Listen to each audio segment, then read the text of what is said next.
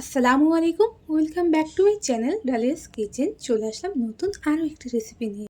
আজকের পর্বে আপনাদের জন্য আমার আয়োজন গরুর মাংসের কিমা ভুনা। তবে এটি অবশ্য আমি সম্পূর্ণ কিমা করিনি, কিছুটা আস্ত রেখেছি। চলুন তাহলে চলে যাই কথা না বাড়িয়ে রেসিপির মূল পর্বে। ও সেই সাথে অনুরোধ রইল ভিডিওটি না টেনে শেষ পর্যন্ত দেখার।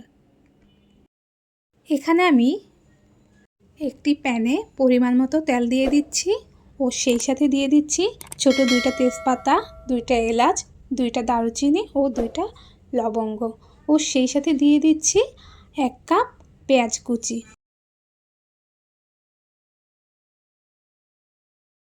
এগুলিকে একটু হালকা করে ভেজে নিব। এরপরে দিয়ে দিব 1 টেবিল চামচ আদা রসুনের পেস্ট। সেই সাথে আরও দিয়ে দিচ্ছি 1 টেবিল চামচ পেঁয়াজের পেস্ট। এখন এগুলিকে একটু কষিয়ে নিব যাতে কাঁচা গন্ধটা না থাকে। এরপরে দিয়ে দিচ্ছি 1 টেবিল চামচ পরিমাণ টমেটো পেস্ট। এখানে আমি 1টি টমেটো নিয়েছি।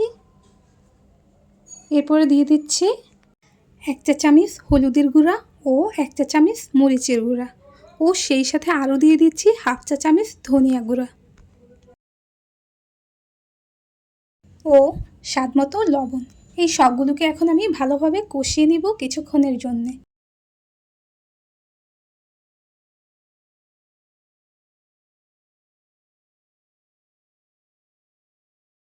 দিয়ে দিচ্ছি ধুয়ে রাখা গরুর মাংস। এখানে আমি 300 গ্রাম গরুর মাংস নিয়েছি। মাংসগুলোকে আমি ছোট ছোট করে পিস করে নিয়েছি। তবে আপনি চাইলে ছুরি বা ব্লেন্ডারের সাহায্যে কিমা করে নিতে পারেন। এইগুলিকে নেড়ে চেড়ে কিছুক্ষণ কষিয়ে নিচ্ছি। এরপরে দিয়ে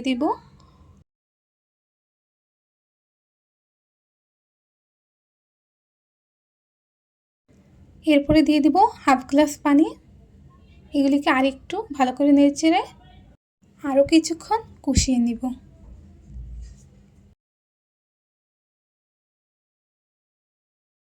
কষানো হয়ে গেছে। এখন এই পর্যায়ে দিয়ে দিব পরিমাণ মতো পানি। এখানে আমি 1.5 গ্লাস পরিমাণ পানি দিয়েছি। এগুলিকে ঢাকনা দিয়ে ঢেকে আরও কিছুক্ষণ রান্না করে নিব। পানিটা একটু টেনে আসছে। এই পর্যায়ে আমি দিয়ে দিব 1 চা চামচ জিরা গুঁড়া ও সেই সাথে অ্যাড করে দিচ্ছি 1/2 চা চামচেরও কম শাহি গরম মশলা গুঁড়া। এগুলিকে নেড়ে চেড়ে নামিয়ে নিব। আমার মাংসের কিমা রান্নাটা রেডি।